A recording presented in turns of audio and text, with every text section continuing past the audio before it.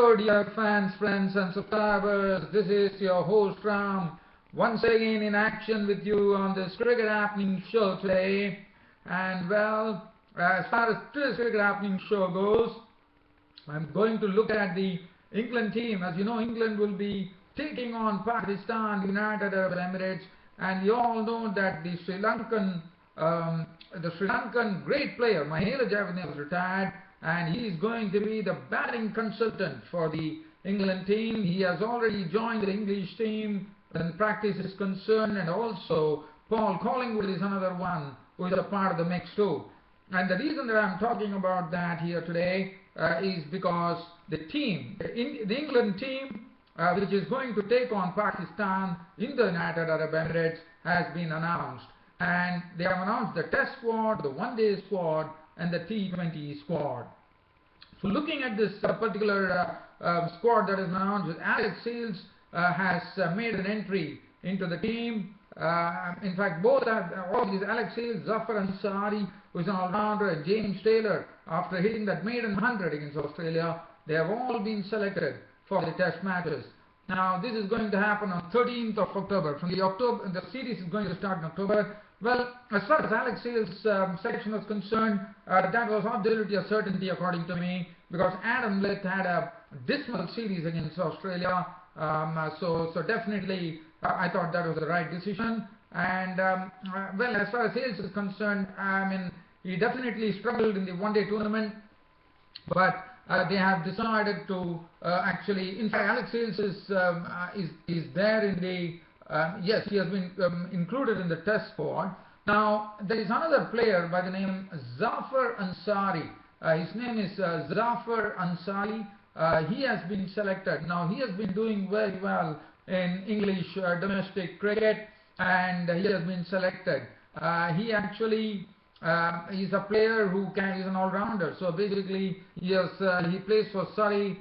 He has done well. Of late, he scored 99 against Lancashire, where James Anderson was their prime bowler. So definitely says a lot about this guy.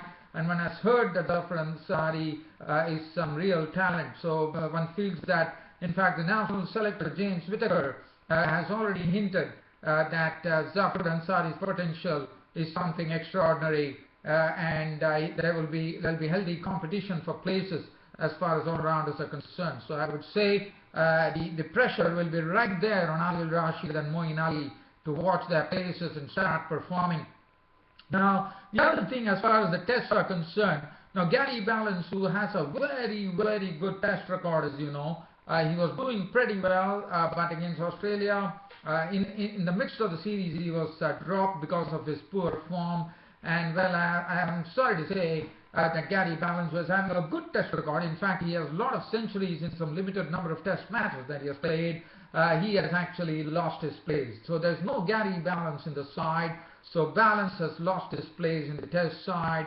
And that's the precise reason James Taylor has been given an opportunity. So James Taylor gets his chance, and I'm sure James Taylor has already shown in the one-day version as to how he could play, and I'm sure he could definitely do well in test matches too. So James Taylor takes his place. That is as far as the test squad is concerned. Now, looking at let's have a look at the one-day squad. Now, one-day and T20 squad, one would probably think why Ben Stokes is not there, but the information that is coming up is saying that the reason that Ben Stokes is not in the team. Let me look at the test squad before I come on to that. The test squad, Alistair Cook would be the captain, Moeen Ali, James Anderson, Zafar Ansari, Johnny Bairstow, Ian Bell, Stuart Broad, Josh Butler, Stephen Fenn, Alex Hales, Liam Plunkett, Adil Rashid, Joe Root, Ben Stokes, James Taylor. Now, one would be probably thinking, let's see, James Anderson, Stuart Broad, there's Stephen Finn. Yes, they are going into the full strength as far as the test squad is concerned. It would be good to see how Mark Wood shapes up in subcontinental pitches, because that will be his first tour abroad, according to me, for Mark Wood. So that will be interesting to see how Mark Wood really bowls on conditions that are not going to be pretty ideal as far as swing bowling is concerned in the United Arab Emirates. The one-day squad, Morgan is captain. Morgan definitely has really I would say after the World Cup, he has definitely learned a lot of lessons. He has totally turned it with real aggression to the fore in the series against New Zealand, where tons of runs were scored, and against Australia too. We saw Morgan himself started cracking some brilliant knocks to really lead from the front, and his captaincy has also been superb. Moeen Ali, Johnny Bairstow, Sam Billings. Now, one thing that I would like to say here is that there's no Ben Stokes in the Test side. There's no Ben Stokes in either of the. In fact, the Ben Stokes does not even figure. He figures in the Test matches, but he has been dropped. And the reason that has been given is that saying that Ben Stokes has been given some rest because they feel that Ben Stokes is someone who is going to be very important for them, especially considering the World T20 is coming up in 2016 India. So he has been given some rest. He has been. They want to keep him fresh. So that's the precise reason Ben Stokes has been left out of both the one-day side T20 side. And I think by doing that,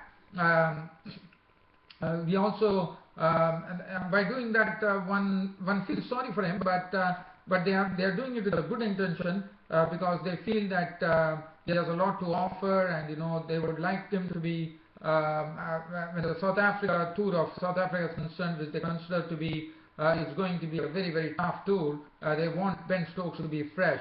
I think we can go with the selectors in that respect, but I thought Ben Stokes is total entertainment value now. He has become a sort of a central figure in English cricket because after Ian Botham, one feels that if at all controversy could come, it could come in the name of Ben Stokes. In the sense, Ben Stokes has always been in the news, and Ben Stokes himself, his presence itself, according to me, magnifies this England squad. Because it becomes very difficult for me to see an England side without a talented player like Ben Stokes. But yes, the English selectors know what they are doing, and they said they want him to be afresh when the South Africans would be taking on England. And yes, why not? Ben Stokes has to be the has to be an integral part when South Africa is there. Because South African, we know that England South Africa matches. We know South Africa is a very tough team. And there will be really, it's going to be tough competition. Now, as far as the one-day squad is concerned, Sam Billings is there in the one-day squad, Josh Butler, Stephen Fenn, Alex Hales, Adil Rashid, Joe Root, Jason Roy. Now, Jason Roy has already shown what a good player he is, and I think he's one who, for me, I'm sure we are going to see Jason Roy open in both the versions of cricket, whether it is T20 or one day, and he has already proved his point by playing some brilliant innings against England, against Australia, and we've seen that Jason Roy is one who is not afraid, in the sense he doesn't mind the reputation of the bowler. He knows only in one way to play, and that is to play his strokes, and that's a real treat to watch. I think Jason Roy is the best thing to happen to England in the one day and T20 category. So he's there. James Taylor, Reece Topley, he's filling in both the one day and the T20s. David Willey has already proved himself with his very impeccable swing bowling that he has. And then Chris Woakes finds a place in the one day squad. And then we have Mark Wood. Morgan, as far as T20 is concerned, it's almost the same. I'm liking to see whether Chris Jordan is getting a chance here. Now, in the Test squad, if I'm just examining the Test squad here, there's no Chris Jordan in the Test squad. So Chris Jordan is getting one opportunity, and he has been put in the T20 squad. Then they have Stephen Parry. Now, Stephen Parry, he's a spinner. And just talking about Stephen Parry, he's a good bowler, no doubt about it. He has done well in the English domestic scene. Just trying to see, yes, he definitely played in the World T20 game against Netherlands, as you would know, Parry. So Parry has been recalled. Lancashire, he's from Lancashire. So Lancashire, Stephen Parry has made a comeback into the England team.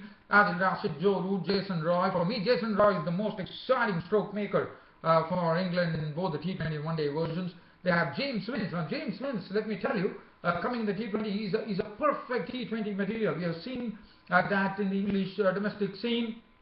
In the domestic T20s, James Vince has really dominated with the bat, and he's one who could be really hurting the opposition bowlers. And I think that is going to be something very interesting. And one can say that when he's seeing, I see James Vince in the same breath as Jason Roy. It's just that James Vince has not got the opportunity. He's getting an opportunity here, and I'm sure he's going to take this opportunity with both hands. He's another talented bloke coming in from England, and I'm really looking forward to seeing James Vince in action, because he has scored a lot of runs, and as I said, he's an ideal T20 player. Why not? They have to do that because the World T20 2016 is going to be held in India. It's not far away, and James Vince is someone who has to definitely figure.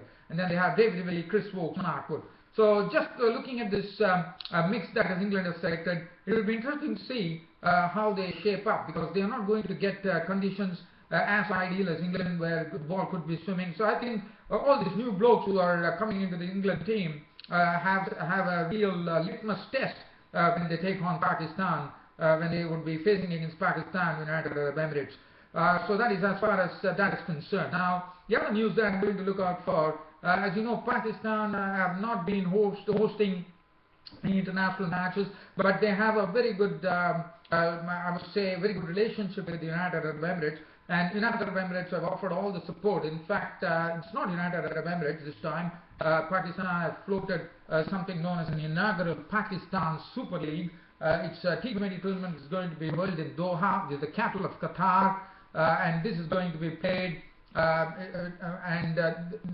In fact, so basically, the players interested in the tournament would be a lot, because basically it begins a month later in India. In the sense, before the World T20, it's going to be played in the month of February. So definitely this would be looked at very keenly, because in another 1 month's time, the World T20 2016 will be starting in India. So this is going to be a T20 franchise-based tournament to be held in Doha, the capital of Qatar, in February 2016. And already some big names from West Indies have already signed up for the Pakistan Super League. The players being from the West Indies, big names I would say, and we all know the name that I'm going to trot out now is a big crowd puller. All over the world, cricket fans love him, and especially in the Indian Premier League. He has scored tons of runs and has given wholesome entertainment to the spectators in India. Chris Gayle of the West Indies, and then Kieron Pollard, one of those very, very big names as far as all-rounders are concerned, and Dwayne Bravo, another wonderful all-rounder. And so these three players have already confirmed their commitment to the Pakistan Super League. Darren Sammy is another one. Darren Sammy and Sunil Narine, who has been overlooked by the West Indies now. Sunil Narine and Darren Sammy are also confirmed. Former England batsman Nawaz Shah is also part of the pool. This is going to be played, as I said, Doha, the capital of Qatar. So one is really looking forward to that. As I said, this tournament will be eyed very keenly, and the players would like to put up a good performance, because after 1 month we have the World T20 tournament starting in India in 2016. So, and that is going to be the flagship tournament of 2016, the World T20 tournament in India. So that is something. So, well, dear fans and subscribers, other than that, I'm trying to see whether there is any other cricket news that I could talk to you about, dear fans and subscribers. Just trying to search whether there is anything else that I could really speak to you about today.